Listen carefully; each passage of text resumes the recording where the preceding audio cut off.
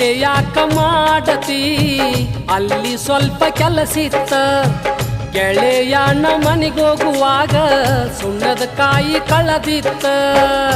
ಜೋಡಾಗಿ ಇರುವನಂತ ದೇವರಾಣಿ ಮಾಡಿರಿ